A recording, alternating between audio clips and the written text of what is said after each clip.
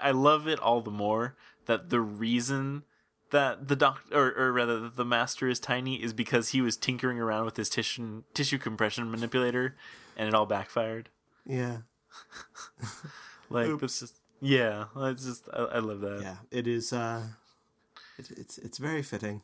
Yeah, he's just got a medal with He's got to compress all that tissue.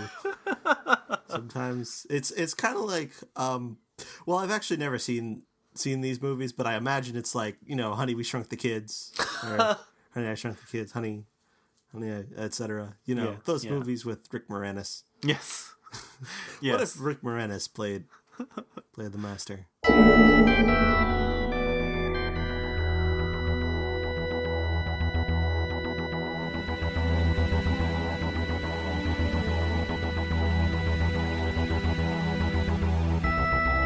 I'm Tom Dickinson. And I'm Louis Midas. And this is The Cloister Room, a podcast about Doctor Who and other things.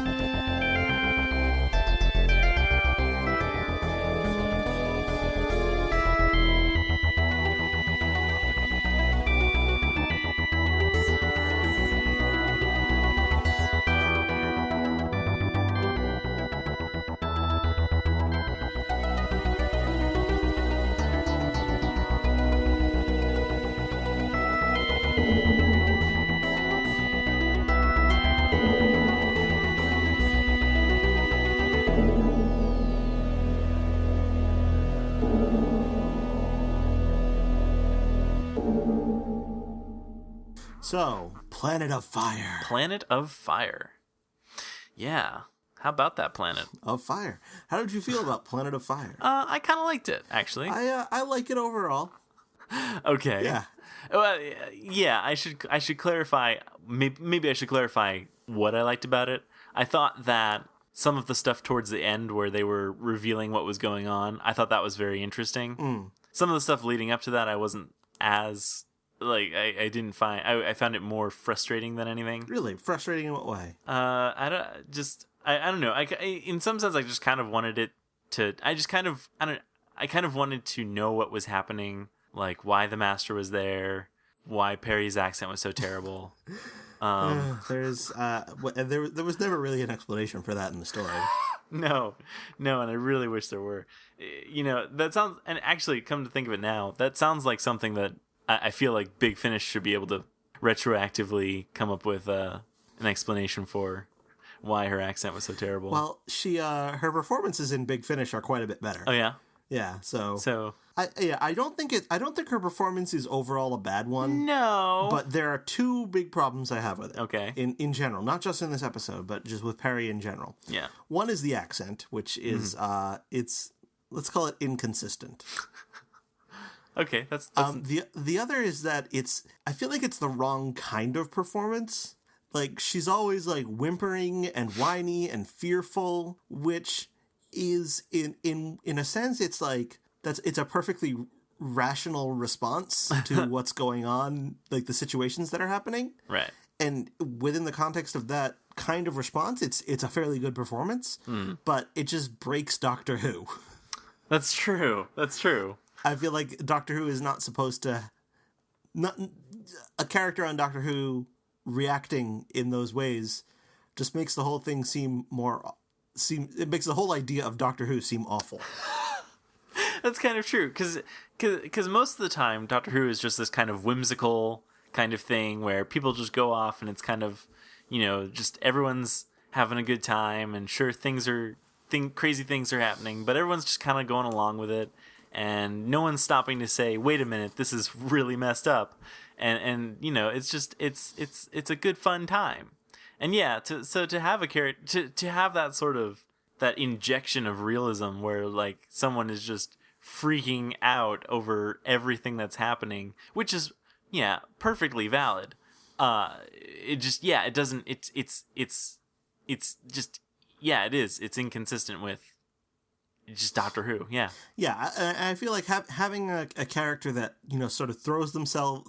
Like, the actors just throw themselves into the notion that this is an adventure story, and we're on an adventure, and, you can either be, like, the hero or the villain or something in between, But I mean, that's kind of how it should be, and I feel like Perry's performance kind of gets even more troubling in the Colin Baker era when in the Twin Dilemma. Have you seen the Twin Dilemma? No, I haven't. Well, the Doctor tries to strangle Perry, and like the way she plays, being with Colin Baker, it looks very much like a domestic abuse situation where like she's kind of terrified him but also afraid to leave him, and he threatens her at one point like, oh well, maybe I should just bring you home now, and she's like, oh no, anything but that, Doctor. Not that particular line, but sort of that tone of her reaction. Right. So like her whole performance just kind of makes me feel horrible about Doctor Who. Yeah, it's almost as if it I want to say that Doctor Who exists in a universe where the typical character you see, that is like what is considered normal, where a reaction, where like, you're taken in a mysterious box to a place that is not on Earth, and, you just kind of walk around with wonder, and then you see like someone who's definitely evil and you got to thwart him or whatever. Like, and then you just know that kind of thing, and, you just sort of slip into that role no matter what you were before. Now you are this, this person who's got to save the day with the help of this strange guy who basically responsible for kidnapping you. And that's just how it works. That's just how everyone's mind is wired. And then like you've got outliers like Perry who care about their like self-preservation and things. And those people are, the people who would be considered psychopaths in that universe. Yeah, that's reasonably true. I mean, because I mean the world of Doctor Who is not reality. Right. It's sort of like a heightened world. And I think if you look at the Russell T Davies era, specifically like when Rose was the companion, you have Jackie and Mickey. They're kind of real in their reactions to the Doctor and stuff, but they're also like not the companion. Mm-hmm. They're sort of outside that. So like Rose is throwing herself into the adventure, and Jackie's all worried and stuff like that. So I feel like having that sort of like emotional realism in the reaction to what's going on, just it doesn't sit right with me. So, yeah. And I think that's kind of, it's already on full display here in her very first appearance. Yeah, huh. That's weird because, I mean, I've seen Perry, but I haven't seen Perry in a very long time, so I don't... And I think the last time I saw anything with Perry in it was when I'd seen very little classic Doctor Who. But yeah, no, I would love to go back and watch... Well, I mean, we ultimately will be watching more Perry, but I mean, I don't know. It's very... Yeah, I really want to go back and see just what is up with her. Yeah. And in Trial of a Time Lord, they actually kind of self-corrected a little bit. Or Nicola Bryant, who plays Perry, just kind of decided along with Colin Baker that they were going to kind of, even though nothing had changed in the scripts, they were just going to kind of change their performances to make things seem a little bit more friendly and adventurous. And so in that season, it works a little bit better. But prior to that, I think the performance that Nicola Bryant gives is kind of wrong. Yeah. No, I would say so. Yeah. Her performance would make more sense if they wanted to do like kind of a gritty reboot of Doctor Who, where people really are freaked out by the idea of this box that can take you places and it's crazy things with people trying to hypnotize you and crazy things like that. Yeah, I don't know. Yeah, sort of like a reimagining of Doctor Who, where with the Doctor kind of as the villain. Right, pretty much. Who steals people away from their comfortable lives and brings them into this sort of world of horrific abominations. Right. He kind of forces them into this sort of assistant role where they have to take risks on his behalf and stuff. Yeah, that's pretty dark. So what did you think of Turlo, who you had previously started to dislike, I believe, right? I did start to dislike him. I would say that I actually really liked him in this. Because, he actually seemed like he was not being a dick to the Doctor or anyone else. Well, I mean, occasionally I think he's still a little bit of a dick. But, I mean, he mostly has his reasons. Yeah. Well, and that's the thing, is I like the sort of explanation for, like, why he's lying, or not necessarily lying, but just not telling the Doctor what's going on and stuff like that. And I did. That was one of the things I liked, was that they revealed a bit about Turlough's backstory, which seems kind of unusual for a companion to have this mysterious backstory in the classic series. That is, yeah. For the most part, you sort of get a good sense of who they are right up front, or at least by the end of their first story, you have a good sense of who they are, and then it is kind of strange to have, we've seen Turlough's first story, Modern Undead, and it's just completely left hanging. And the writer of that story was Peter Grimwade, and he came up with an idea for what Turlough's backstory might be, but he was told not to put it in. And so he said, well, all right, well, they can figure something else out later. And then Peter Grimwade ended up being asked back to write this story, Turlough's last story. And so he ended up using that idea that he had, and all was well. I guess so. So that's really interesting. So the other writers were just like, well, I guess we just have to write Turlough as if he's a dick, and that's his bit for the episodes. And I think so. Well, that explains a lot. Well, yeah, and I think Turlough actually kind of works best in the 2 episodes written by Peter Grimwade, his beginning and his ending, because they are stories that kind of revolve around him and give him a lot to do and sort of explore his characters and have him not just like acting like a jerk, have him, kind of acting for reasons. Right. It's important to have reasons. But yeah, no. So ultimately I liked him in this story. And I assume that Tegan's departure was in some other episode, so it was immediately prior to this. Okay, that's kind of what it seemed like they were hinting at. So yeah, I liked seeing him and just him with the Doctor, because I thought their interactions were pretty reasonable and interesting. Yeah, it is kind of an interesting dynamic, because the Doctor still doesn't really trust him all that much. Right. It really does cause conflict between them, and the Doctor essentially tells him, hey, you gotta stop keeping secrets from me, or you're gone. Right. And that was neat. I thought that was cool.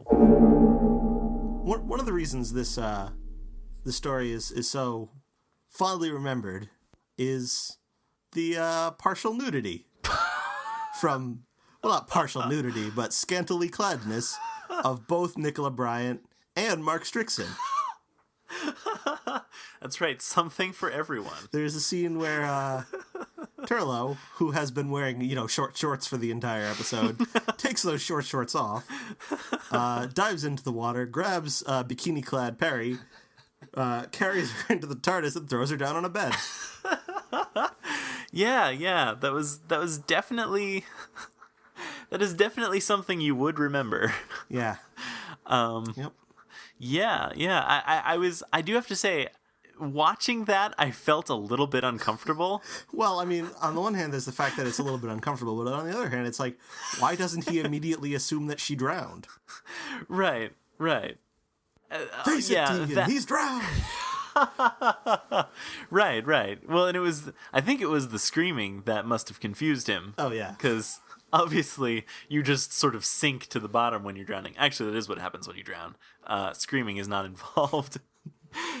Oh, so maybe that was it. Maybe he was so used to the real life way of drowning, he was really thrown by this sort of Hollywood version of drowning where you scream a lot. Yeah. So that must have been it. Maybe she wasn't drowning. I was actually kind of hoping for that. I was hoping that she was actually, something else was happening to her and that she wasn't drowning.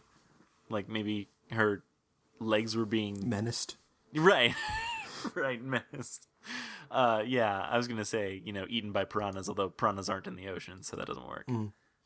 Ocean piranhas. I didn't really understand why she jumped into the water. Well, was this was, I might be getting the order of events mixed up. This was when they were still, because it was a thing where they were on Earth and they found some artifact or whatever, and she was trying to steal that artifact or something? No, she well, she had been sort of left behind with it after her stepfather Right. kind of abandoned her because didn't want her to go traveling. So he stranded her on a boat, and she figured, well, this is probably made of platinum, so I can probably sell this. Oh, right. And then she jumped into the water, even though she can't swim. Wait, was that really? Wait, really? Well, didn't she? She jumped in, right? Well, she jumped in, yes.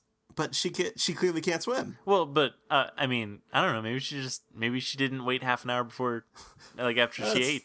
That is entirely possible. I hadn't really thought of that. Maybe she just had a big lunch. So this episode also features another companion, Kamelion. Yeah. Okay. I didn't know who that was at all, and I was very. Have you ever heard of Kamelion? No. I would probably say he is among the least discussed, if not the least discussed, companion in all of Doctor Who in its televised form. I wonder why. Well, Kamelion first appears in a story called The King's Demons. Okay. And then goes on to not appear for several stories. Okay. I don't know how many are between King's Demons and here, but isn't even mentioned at all. Okay. Yeah, so there's an entire season between. That's the end of season 20. This is the penultimate story of season 21. So there's most of a season between then and now, because he's a shape-shifting robot who was introduced under the Master's control, but the Doctor freed him from the Master and decided he could come on board the TARDIS. But the robot prop didn't work. So they never got any use out of him. Why they couldn't just say, oh, I've shapeshifted and I'm now played by a human actor. I don't know why they didn't do that, but they didn't. And so he just wasn't mentioned for quite a while. And then all of a sudden they figured out, well, we got to write out Kamelion because we're never going to use him again. We can't just have him, lurking around the TARDIS. I don't know why not, because that would be pretty awesome if just the entire, the entire run of Doctor Who from that point on just had this character in the background who you never saw but knew was always there. And maybe he just got lost in the TARDIS one day and never made it back out. No, that would have been. I think they made a mistake trying to write him out. Well, yes, it is very sad. He's kind of a dumb and pointless character, in my opinion, so yeah, be gone with him. Yeah, and he's also kind of creepy looking. Yep. I mean, that's not his fault, that's just how he was made, but I mean, it is kind of weird. So he was in just one episode, and then didn't appear again, and then was in this one? Yeah, he was in one serial, where he was under the Master's control, and then the Doctor freed him. And then he became a companion, but then just didn't appear at all. Wasn't even mentioned as far as I can remember. Wow. That might not be true. Maybe he's mentioned, I don't know. But he's in the TARDIS. He just, back when K9 was a companion, sometimes K9 would not appear in the story, but usually it would involve the Doctor shouting into the TARDIS, you stay behind and guard the TARDIS, K9. Not even so much as that for Kamelion.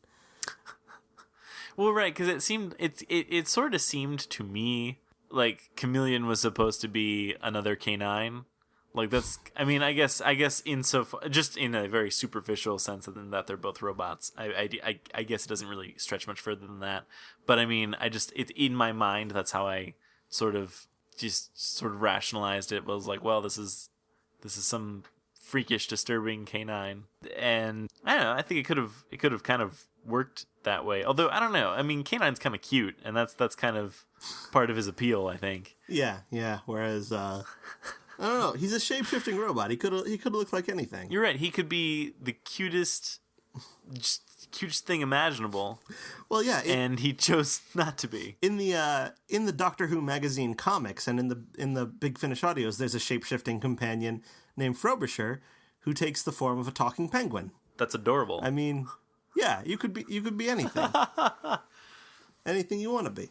But yeah, another kind of flaw in his usefulness is that he's sort of set up. He's psychically controlled, so he is incredibly susceptible to psychic possession. So susceptible that I don't remember whether this is actually stated or whether it's just something I sort of thought of. But it seemed like in the King's Demons, it's kind of implied that he's so susceptible to psychic possession that you might just psychically possess him by accident. You might just, like, a stray thought might take him over. Yeah, okay. So I could see how that might not make the best companion. Yeah, wow. This is just very strange to me. Cuz I really knew prior to this episode, I knew nothing about this. Yeah, he's a companion. If you made a list of companions, you'd have to include him. That's just so weird to me. I know that there have been a lot of companions, and some of them are more talked about than others, but I feel like, I don't know, I feel like I don't know, I would have thought that I at least could recognize most of them, if not all of them. Most of their names, at least. Like, you've heard their names. Right. And I don't know, just the idea that there was this companion that I didn't know existed. One of only a handful who died. Well, there you go. Yeah, that's true. Well, because you know, there was Adric. How many other people have died? I didn't think there were. Well, there were 2 companions of the first Doctor who died. Wait, really? Yeah, Katarina and, well, some people don't consider Sarah Kingdom to be a companion, but I do. Well, okay then. Okay, so all right. Well, I guess maybe my knowledge isn't complete. I guess I shouldn't be so surprised that there was a robot companion I wasn't aware of. In The Power of Three, when the Doctor is talking about the fact that some of them died, he's just thinking about Kamelion. It's like, oh, we really let that guy down, didn't we? Yeah. He's got to be. I mean, how could you ever forget a companion like Kamelion? I usually do. Yeah, it's just, I don't know. This is just so strange to me because, I mean, I assumed that this was just some, you know, robot that had appeared in, like, just the episode previously, because the Doctor and Turlo both seem to know who he is, and it's and they don't really react like that severely, like, yeah, he's not like a stranger. Right. So I kind of thought that I don't know. Yeah, I was just so confused about just who he was and why the Doctor and Turlo knew him and I didn't know him. Well, now you know. Yeah, I guess I do. I guess it was confusing because, yeah, the whole psychic link thing. I mean, that became apparent to me as the Master was, you know, controlling him or whatever. But I mean, I was really trying to piece all this together as it was happening, and it was, I don't know. Well, a lot happens in this story. Right. It's kind of like Modern Undead had a lot going on in it. That's true. Maybe just Peter Grimwade likes to put as much stuff in as he can, like, because he introduces a new companion and then writes one out and then kills one off and then you know, brings in the Master, and then the Master is, you know, killed off actually at the end of the story. Yeah. Apparently. Well, right, because I was actually wondering about that. Was that his last appearance in the classic series? Oh no, because okay. He appears along with 6th and 7th Doctors as well. Oh, does he? Mm-hmm. What? Yeah, he's in Mark of the Rani. He's in the Trial of a Time Lord. Oh, he is. And he's in Survival. Yeah. Okay. And I don't think I'm forgetting one, but I might be. Right. I'd forgotten about those. Forgotten about all those. Somehow. Basically, Peter Davison decided that he wanted to leave, and at just about the same time, Mark Strickson, who plays Turlo, decided he wanted to leave, and Janet Fielding, who plays Tegan, decided she wanted to leave, and Anthony Ainley's contract was up, and they weren't sure whether he was going to come back, so they had to get rid of all of them. And then bring in a new Doctor and a new companion. And so they decided not to do all of it at once. Although that could have been quite epic. That could have been. If they had done one big story that involved, you know, all of the Doctor's companions leaving and him regenerating and the Master dying. Yeah. It would have been like, I don't know, it would have rivaled The End of Time. That's true. Yeah, well, and you know, it's well, and what I thought was weird was, because this is still, the Anthony Ainley Master is still a possessed Tremus, and I don't know, and just I kind of feel like that's just a weird thing, just to think about that this awkward. Is right. You know, so it's continually weird to me that this is just the Master, is that he's just this possessed guy from a completely... Well, Tremus is dead. Well, okay, right. I guess. It's not as though, like, you could exorcise the master from Tremus and then he'd be okay again. Like, he just took Tremus's form and made him younger. And, yeah. I guess. Yeah, it is very weird. But if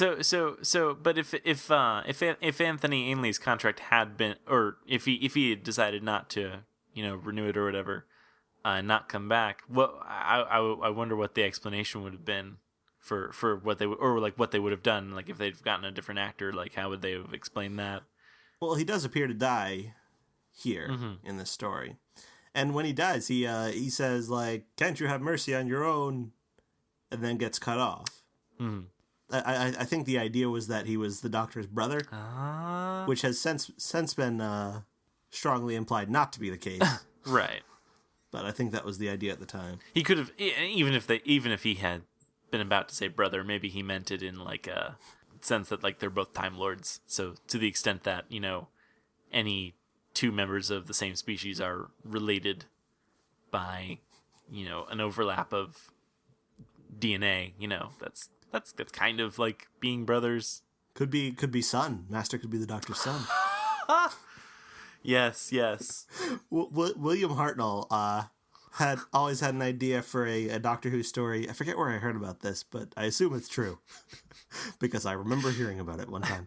William Hartnell had an idea for a story called The Son of Doctor Who that would involve the Doctor's evil son, who is also played by William Hartnell. William Hartnell will just play them both. That's kind of amazing. So yeah, all right. Yeah. So going by that, and assuming that it is in fact canon because it was William Hartnell's idea. Oh yeah, well, it's got to be. I think the Doctor Who stories, sort of thought up by the actor who plays the Doctor, are automatically canon, even if they don't get made. I think they have to be. I think you have to assume that. So the story where the Fourth Doctor battles the devil on a giant pool table, is canon. Yeah. Now I kind of want them to cast David Bradley in his First Doctor makeup as the new Master. Yeah, sure. I think that's got to be done.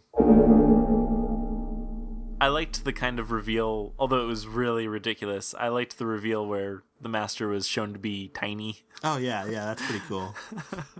Because I was not expecting that at all. Nope.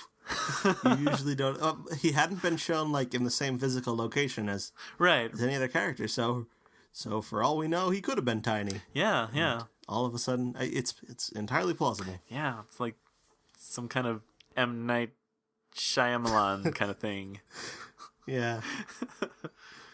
But yeah. Imagine if he did an episode of Doctor Who. What would that be like? Well, it would either be like, The Sixth Sense, or it would be like The Last Airbender. One of those two.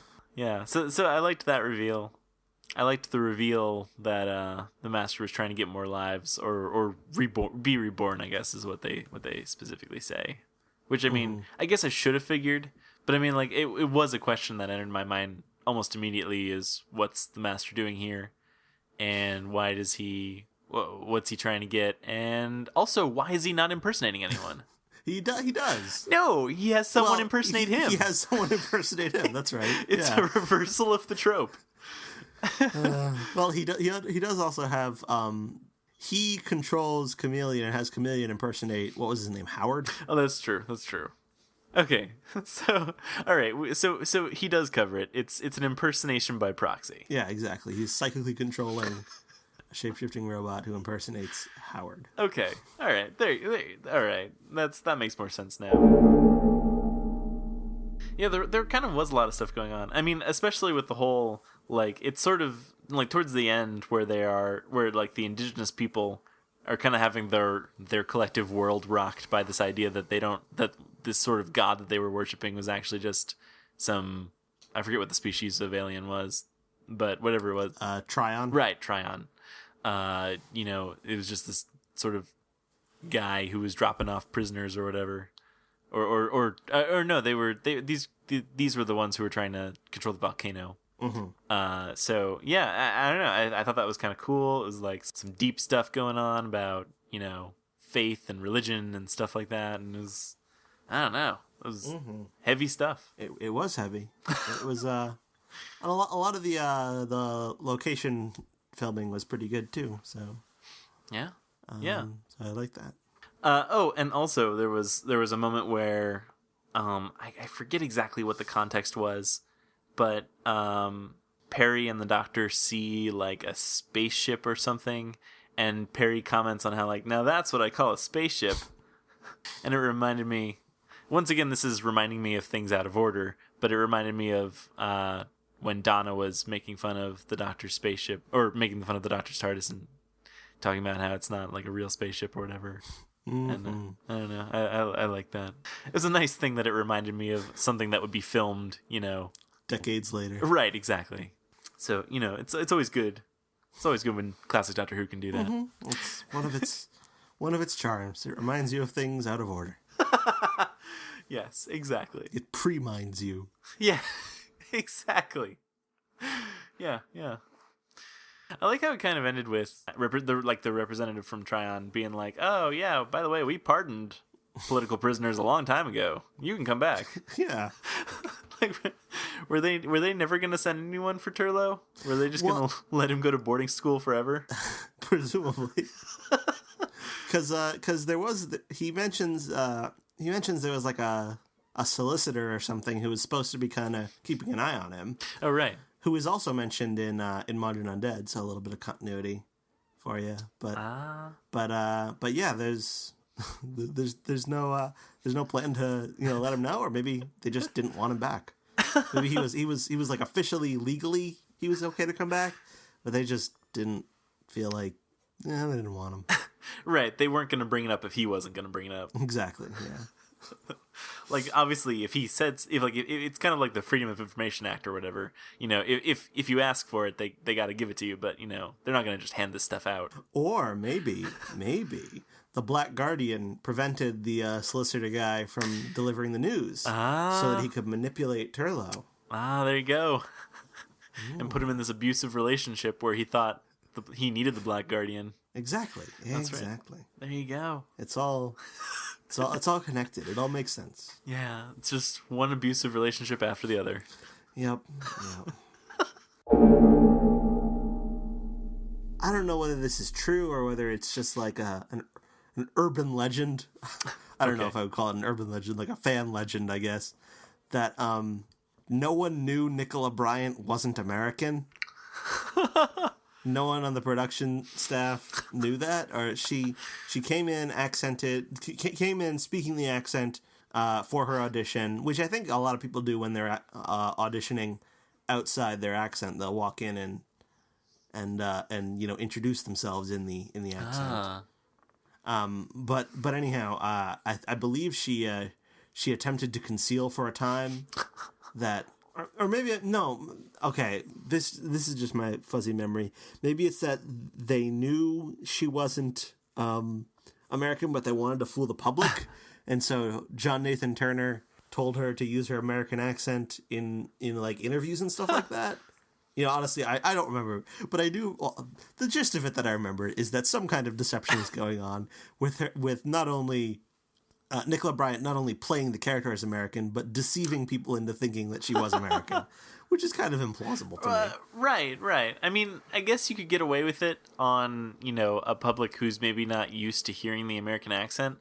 I feel like if you flipped it around the other way and you had an actor, like an American actor, who went around doing who was playing like a British character and went around doing publicity stuff in that accent, I feel like that might work because certainly before I watched British television, I didn't really have a firm grasp of what a British accent sounded. I mean, like, I knew with a stereotypical kind of sound that a British accent would sound like, but I mean, like, I feel like I didn't know enough that I would probably be fooled by that kind of a thing.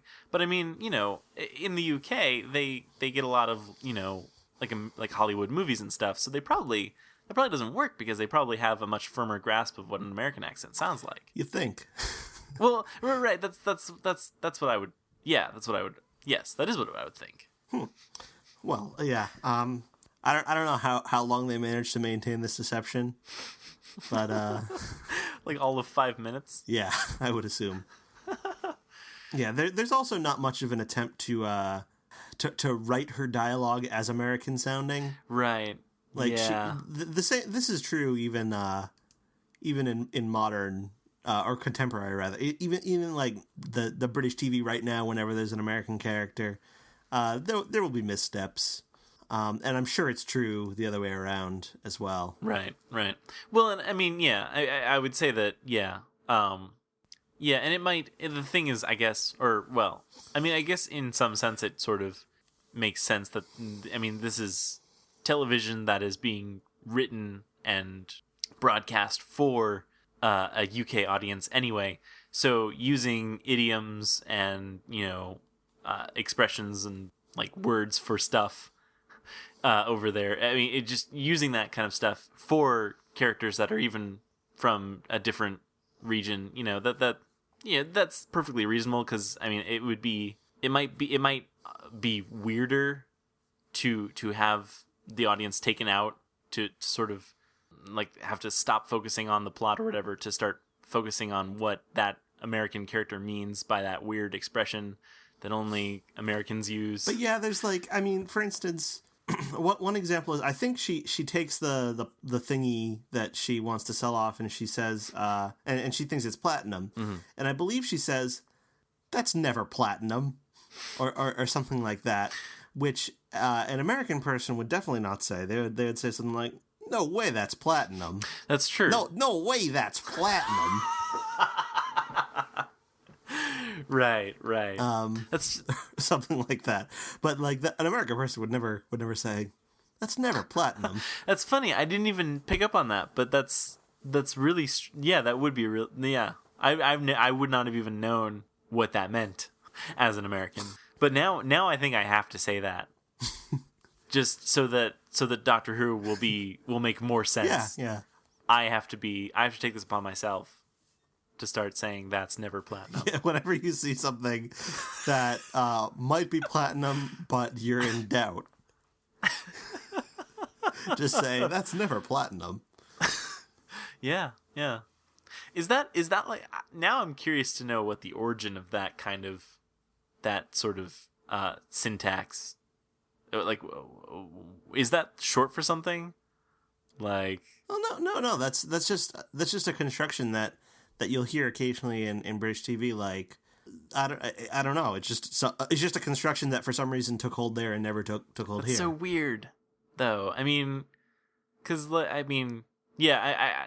realize that it's. Well, I mean, it doesn't make any. I mean, to like drill down into the literal semantics of it, it's not as though like saying no way that's platinum makes any more sense than that. Right. Because when you say no way that's platinum, you're saying there isn't any set of circumstances that would make that platinum.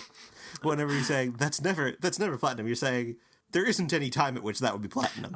And neither of those really makes any literal sense. That's a fair point. Yeah, you're right. It is just a thing that sounds weird to me being an American, and I guess that's my fault. Well then, is it time to randomly pick the story that we'll be watching after Planet of Fire? I think it is. So, I am setting in motion the random wheels that determine our fate, and our fate is to watch The Myth Makers. Oh, you've mentioned that. I probably have. I don't remember in what context, though. I think in the context of accidentally saying that Dodo's first story was The Myth Makers. Oh, okay. When it was actually The Massacre. I think that's the context in which I've mentioned it. Okay, well, at least we don't have another Dodo story then. No, we certainly don't. She's not even in it. Well, good. So it's a First Doctor story then. It is indeed a First Doctor story, and it's all missing. Oh, nice. All of it. It's all gone. So we've got another reconstruction in our future. Although I'm saying it's all gone, but by the time these words reach our listeners' ears, that may well be untrue. Well, here's hoping to that. We can always dub in something different. So maybe we will have a bullet dodged. We could well be dodging a bullet. But yeah. Hold on. I'm actually, as much as I would rather see the original episode, I almost kind of want to go and watch best case scenario. Let's say that these rumors turn out to be true. I almost kind of want to go back and watch the reconstructions anyway, and like watch the reconstructions and then watch the originals, and then like sort of to kind of pick up on what I missed watching the reconstruction. I don't know. I probably would never actually do that, but it would be in my mind. It seems like a fun thing to do, to sort of appreciate, to like really truly appreciate what I'm experiencing. Well, one thing I should warn you about with the Mythmakers is that there are no telesnaps. Oh, okay. So the visual material from which the reconstruction is created is much smaller than the body of visual material from which other reconstructions are created. Well, that is very interesting. So there are a few surviving clips. Okay. Which amount to under a minute. Oh, wow. There are some publicity photos. Mm-hmm. So a few of those. Okay. There are some pictures that are just taken from other stories or sources and just thrown in there just because they seem like they kind of match. Like, here's a picture of William Hartnell for while William Hartnell is talking. Right, that makes sense. So this is really this right here is reconstruction on hard mode, basically. Yes, I believe this is one of the harder ones that Loose Cannon Productions, who makes a lot of reconstructions. I think this is one of the harder ones that they have attempted. I see. Huh. And I think this one has specially filmed stuff too. Okay. Like props created. Okay. Well, that'll be interesting. Yeah, but I don't want to tell you too much about that because you don't know anything about this story, and I don't, and you won't until you set out to watch it. That's right. I guess I shall see. Yeah, it's about some people who make some myths. Well, if you got to make something, might as well make it a myth or a sun. That's right. Suns or myths about suns. Yeah, or suns about myths. Interesting. Interesting angle on that. I'll have to give that one some thought. But yes. Anyhow, during this era of the series, the John Wiles era, he was the producer at this time. He decided that telesnaps, we don't need those. we don't need to hire John Cura to come on set and make telesnaps. And he turned out to be wrong. I guess so. Or maybe not if they recover these episodes. Or, maybe. Depending upon the events that may or may not have happened by the time the listener is hearing this, he might have been completely right. You might have been right all along. He might have known. Although the feast of Stephen is during his era. Oh, okay. So wow. that's an episode that will certainly never be recovered, or has already been recovered. There you go. We just don't know. I guess so. And I'm starting to suspect that this Feast of Stephen is probably the greatest Christmas special ever. Probably even better than A Christmas Carol. Well, eventually you will see the reconstruction and you will be able to judge for yourself. It contains Slade? No. Doesn't have that. Oh, that's too bad. It contains one of the weirdest moments of racism in Doctor Who. Oh, good. Because I really just I really at this point just wait on bated breath for the next bout of racism to appear in classic Doctor Who. Yeah, it's got a very interesting. This seems to be a William Hartnell ad lib, where he just throws in something kind of awful, and I'm not even 100% sure of what he's saying, but Oh, maybe I should just tell you. Maybe I should. Or do you want it to be unspoiled? Oh, I don't know. You're putting me in a tough position because I really want to know what it is now. Oh, okay. Well, I'll tell you. He says something that it's hard to tell from the quality of the recording, but it sounds very much like he's saying, "This place is a madhouse. It's full of Arabs." Oh my god. Oh goodness. Well, I'm gonna look forward to this now. Yeah, I've never heard a plausible explanation for what else he might be saying in that scene. So in the absence of any other alternatives, it really does sound like he's saying, "This place is a madhouse. It's full of Arabs." Wow. Okay. So, well, I think, yeah. Okay. You know what? I don't even know what to think. I guess. Well, you'll just have to wait and see. I guess I will.